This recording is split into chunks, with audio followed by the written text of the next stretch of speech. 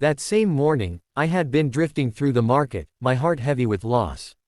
A few weeks earlier I'd lost my brother, Samir, to a sudden illness, and the world felt too bright and empty at the same time.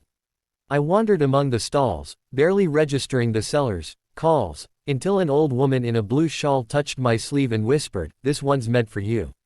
She handed me the old book, its cover cracked like dried earth, and pointed at the slip of paper with that link. Her eyes were kind but haunted, as if she knew something I didn't. Back in my tiny apartment, I stared at the link for hours before clicking it. The wheel turned, and then, after what felt like forever, static. A flicker. And then, just for a breath, a face I knew too well. It was Samir. Not ghostly, not faded, but alive, laughing in a sun-drenched field, his voice clear and warm. I couldn't place the scene at first, but then I saw the river behind him, the tall reeds swaying, and the old willow tree where we used to throw rocks at sunset. My chest tightened so hard I thought it would shatter. I reached out to touch the screen, but the moment my finger brushed the glass, the image dissolved, gone as though it had never existed. I blinked, my breath catching in my throat. In the days that followed, I became obsessed with that link. I tried it again and again. Sometimes it would fail to load. Other times it spun forever like a secret waiting to be whispered.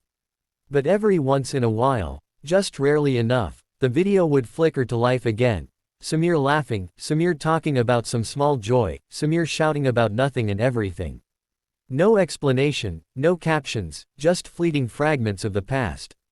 Friends called it a glitch, a private video, an internet ghost. Some said old videos sometimes survive beyond deletion, hidden deep in the servers like messages in bottles. I didn't care about tech explanations. Every flash of his smile felt like a lifeline, a reminder of something real that had slipped through my fingers.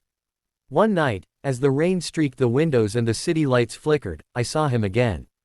But this time the video paused, the frame frozen on his face. His eyes seemed to look right at me, steady, unafraid. I felt tears warm my cheeks, and for the first time in months, I whispered his name aloud, Samir. Then the screen rippled. The image changed to someplace new, an empty lakeshore at sunrise. Mist curled over the water like smoke. A journal lay open on a rock, pages fluttering in the wind. I recognized that place too, it was where we'd planned to hike together next summer, before life decided to change everything. My fingers shook as the video continued. The camera panned over the lake and then rested on a figure walking toward the water's edge. The shape was vague, blurred by distance, but the gait was unmistakable. Familiar. My breath caught. Could it be him? A trick of light. Just imagination. The figure stopped at the water, turned, and raised a hand.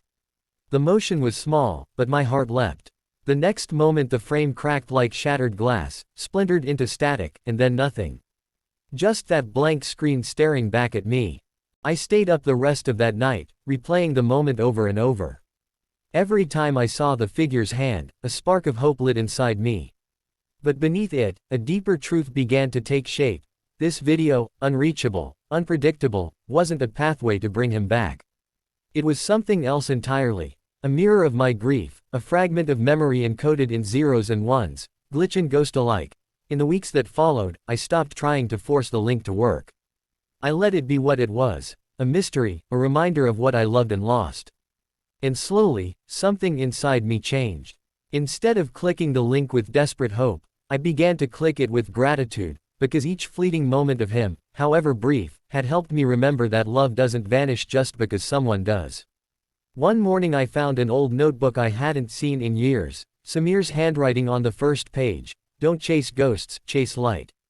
I held the book to my chest, and for the first time in a long while, I felt a gentle peace. I went outside and walked to the riverbank where we used to sit. The willow tree still stood tall, its leaves whispering in the breeze. I closed my eyes and breathed in the early spring air, thinking of Samir's laughter like wind chimes on a warm day. Later, at home, I opened my laptop one last time. I typed the link into the address bar. The page loaded for a moment, the spinning wheel turning. Then it froze. Just a blank screen, not a flicker, not a face. I didn't feel panic. I didn't feel loss. I felt something softer, acceptance. I closed the laptop and stepped out into the light. Today the world felt bright not because it filled the emptiness inside me, but because it reminded me how vast and unpredictable life can be, how love persists, even in the digital echoes of what once was.